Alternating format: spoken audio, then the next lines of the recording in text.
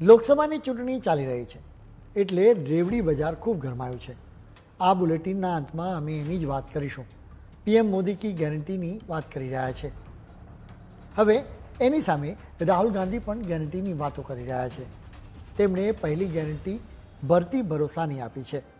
તેમણે ચોક્કસ સમયમાં કેન્દ્ર સરકારમાં 30 લાખ ખાલી જગ્યાઓ પર ભરતી કરવાની વાત કરી છે. તેમણે એ ઉપરાંત નોકરીની ગેરંટી, પેપર લીકથી મુક્તિ આપવાની ગેરંટી આપી છે. એ સિવાય તેમણે ટ્રક ડ્રાઈવર, મિકેનિક્સ, કાર્પેન્ટર્સ અને ટેક્સી ડ્રાઈવર જેવા અસંગઠિત ક્ષેત્રોમાં કામ કરતા કામદારોને પેન્શનની ગેરંટીની વાત કરી છે. એ સિવાય યુવાનોને સ્ટાર્ટઅપ માટે ફંડની પણ ગેરંટી આપવામાં આવી છે. સવાલ એ છે કે આ ગેરંટીથી લોકસભાની ચૂંટણીમાં જીતની કેટલી ગેરંટી છે?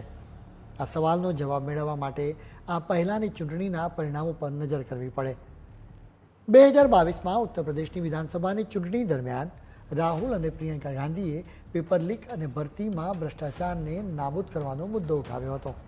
એટલું જ નહીં, પ્રિયંકાએ 20 લાખ સરકારી નોકરીઓનું વચન પણ આપ્યું હતું. આ વચનોની કોઈ અસર નહોતી થઈ. આ ચૂંટણીમાં કોંગ્રેસનો પરાજય થયો હતો. 2019ની લોકસભાની ચૂંટણીમાં રાહુલ ગાંધીએ ન્યાય ગેરંટીનું વચન આપ્યું હતું. આ ચૂંટણીમાં પણ ગેરંટીની કોઈ જ અસર થઈ નહોતી. પીએમ મોદી અને રાહુલ ગાંધી બંને ગેરંટી આપી રહ્યા છે. હવે જનતાએ નક્કી કરવાનું છે કે કોની ગેરંટી પર વિશ્વાસ મૂકવો.